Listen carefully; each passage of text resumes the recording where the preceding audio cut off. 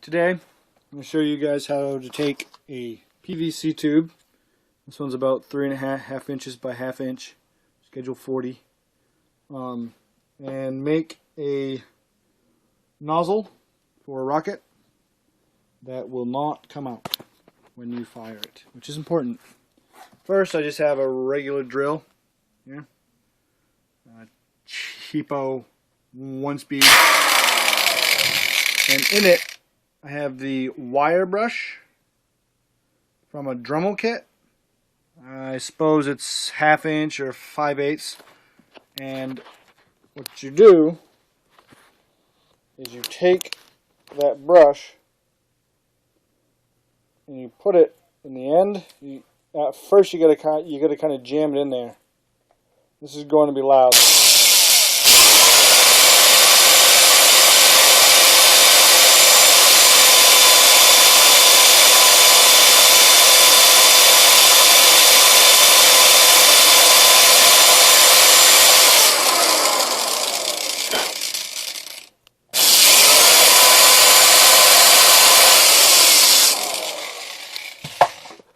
Right.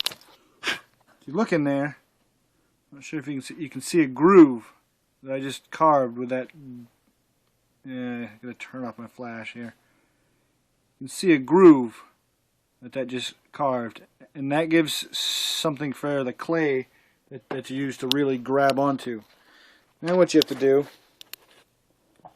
is take your drill and loosen that just a tiny bit, and just move the drill bit down maybe 1/4 of an inch. So when you make another groove, you'll actually have 2 grooves.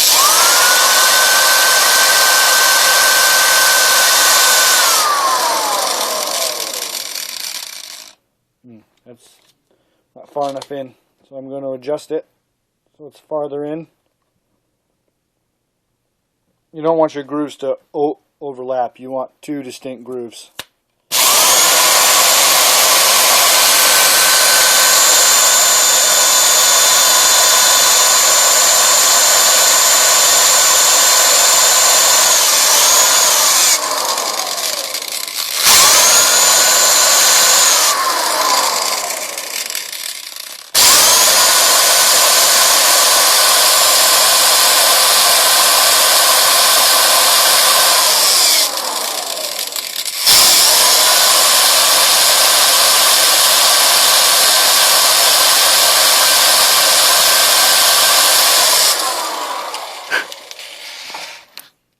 Now, if you look, I have 2 grooves. So then, what you do, I'll put this down right here for a second. I should still be able to see if I can get this. There. As you can see on my floor, I have some bentonite clay. So all that is some lovely, cheap, scoopable cat litter, which is then ground to an air float fine powder in my lovely $15 Hamilton Beach coffee grinder that I got at Walmart. You can use pretty much any cheap coffee grinder, and it works just fine. What I have here is a dowel.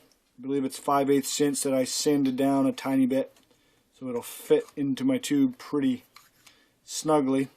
And I made a mark so that when you pack the powder, you want about, I'd say that's a hair more than an inch of actual clay powder, because when you compress it, it compresses quite a ways down. So I put this, I have a mark here on my dowel. Put that in there, and I just shove it into the clay, which compresses it enough to make it grab into the tube, like so. And then over here, I have just a cheap vise. I believe I paid like $10 for it at Lowe's. In the future, I'm going to construct a press out of a 2-ton jack and some plates, so it really has some power. And then you just crush that down into the vise until it's really firm. And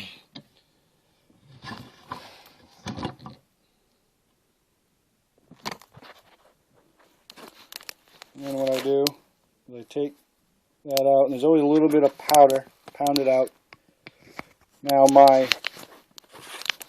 actual nozzle depth is, oh, dropped it. I really need a tripod. It's about 3/4 of an inch. You can see that there. So, and that is as hard as concrete right there at the end. And then what you do, although I just realized now that I put the nozzle on the wrong end, so I'll have to redo this. But when you do it, put the nozzle on the side with the grooves.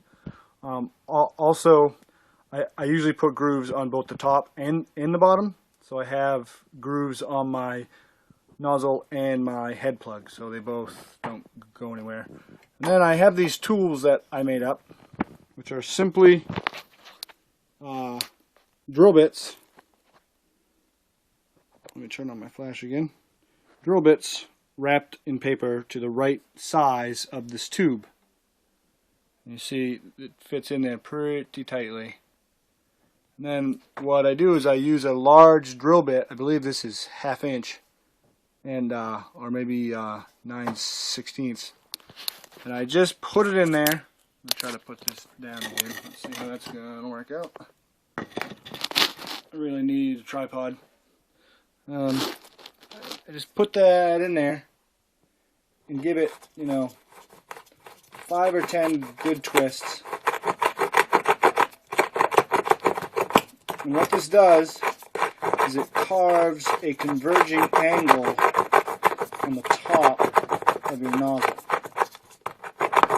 And then I just take that, and I take it out, and I dump the powder back into my clay. And you probably can't see down in there, but that's a converging angle down there.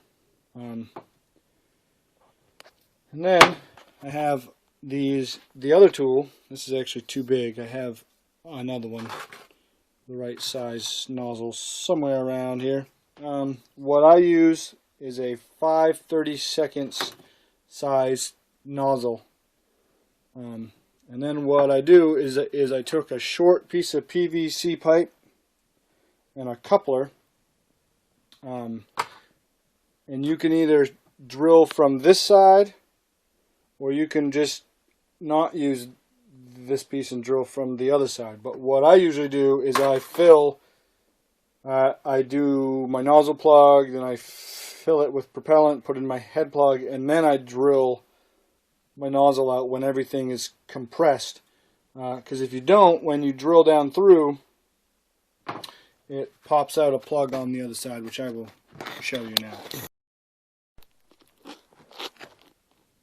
Alright, so I have my nozzle tool. It's in there. I just keep drilling it by hand. And what the paper does is it actually holds it in place so it's pretty much perfectly straight and perfectly in the middle, which is important when you're dealing with rockets. And every so often, just take it out, tap out your hole that you've drilled, tap out all the extra clay back into your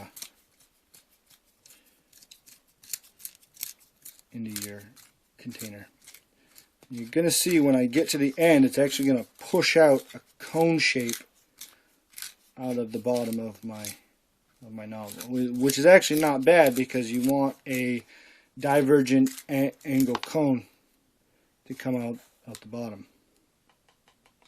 Now I just want to stick that in there again, give it a few good turns just to make sure the core is really smooth on the inside. Tap it out, and if you look, you can see that it punched out a plug.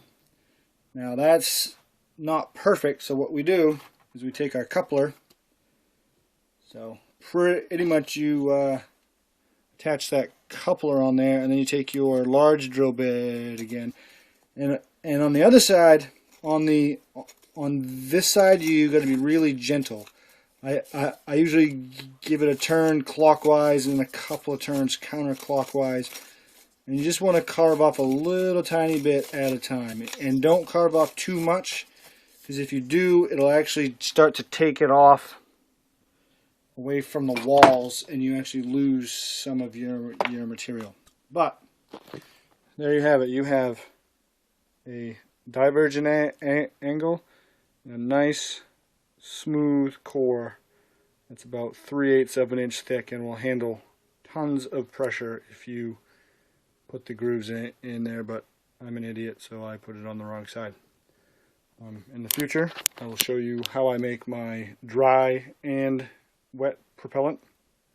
For a rocket this size, dry propellant works pretty well. You can see that nice smooth nozzle. And in the future clip, I will actually show you one of these being launched. Have a good one.